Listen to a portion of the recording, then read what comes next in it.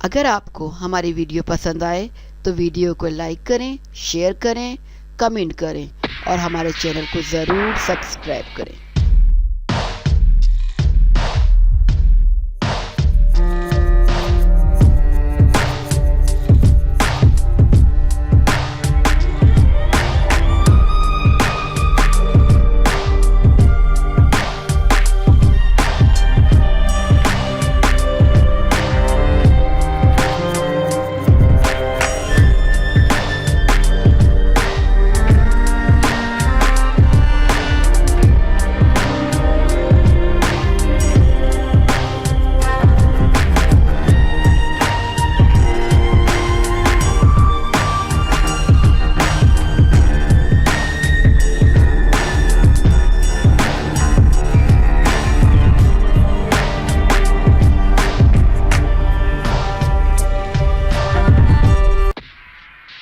پاکستان کی پہلی super model Rakhshanda Cuttack, یہ کون تھی اور پھر اس کے ساتھ کیا ہوا؟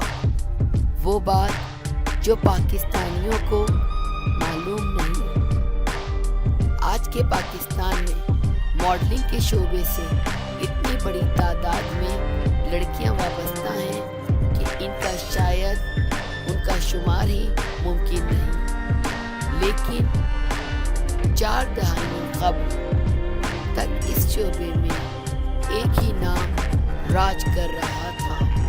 یہ پاکستان کی پہلی سپر ماڈل رخشندہ کٹک تھی، اور سچ تو یہ ہے کہ ان جیسی کامیابی اور مقبولیت آج تک کسی اور پاکستانی ماڈل نے نہیں دیکھی ہو۔ اخبار ایکسپریس ٹریبیون کی ایک رپورٹ میں رولینڈ بورجس بتاتے ہیں کہ رخشندہ کٹک 1970 کی دہائی میں سب سے زیادہ کمانے والی پاکستانی ماڈل تھی، تاہم انہیں یہ مقام حاصل کرنے میں بہت سی مشکلات کا بھی سامنا کرنا پڑا۔ ان کی پیدائش برما میں ہوئی تھی، بعد ازاں وہ پاکستان میں آ گئی اور چند سال ماڈلنگ کے شعبے میں تہلکہ برپا کرنے کے بعد کینیڈا چلی گئی۔ رخشندہ کے خاوند حسین جویری کا ایک کامیاب جویلر تھے۔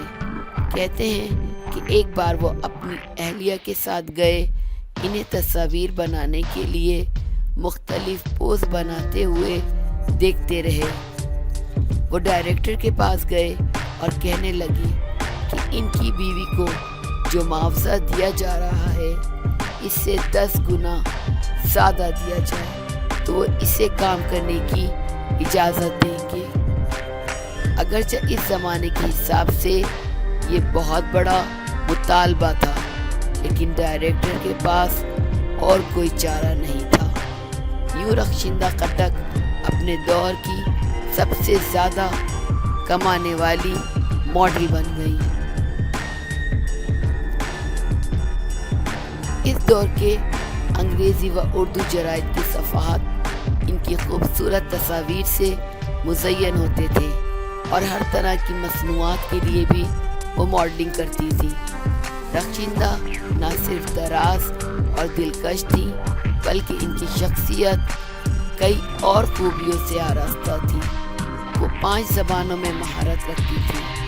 وہ پاکستان کی پہلی خاتون تھی جنہوں نے کراٹے میں بلیک بیلٹ حاصل کی، اور اس کے بعد جیو جتسو میں بھی بلیک بیلٹ حاصل کی۔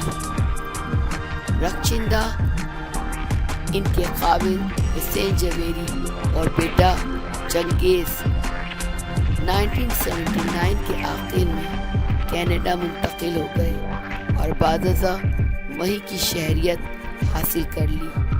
کینیڈا میں رخشندہ نے شیف بننے کے لیے ٹریننگ لینا شروع کی، اور کوکنگ کورس میں پہلی پوزیشن حاصل کرنے کے علاوہ بیکنگ کے کورس میں بھی پہلی پوزیشن حاصل کی۔ پاکستان کے لیے ان کی محبت کبھی کم نہیں ہوئی۔ ان کے بیٹے چنگیز کا کہنا ہے کہ کینیڈا منتقل ہونے کے بعد اگلے 30 سال کے دوران وہ 22 مرتبہ پاکستان آئے۔ خاص طور پہ انہیں کراچی کی بہت ستاتی تھی یاد، جسے دیکھنے کے لیے وہ بار بار پاکستان آتی تھی۔ ان کی وفات دسمبر 2011 میں کینیڈا کا علاقے البرٹا میں ہوئی اور وہیں سپرد خاک ہوئی۔ اگر آپ کو ہماری ویڈیو پسند آئے تو ویڈیو کو لائک کریں، شیئر کریں، کمنٹ کریں اور ہمارے چینل کو ضرور سبسکرائب کریں۔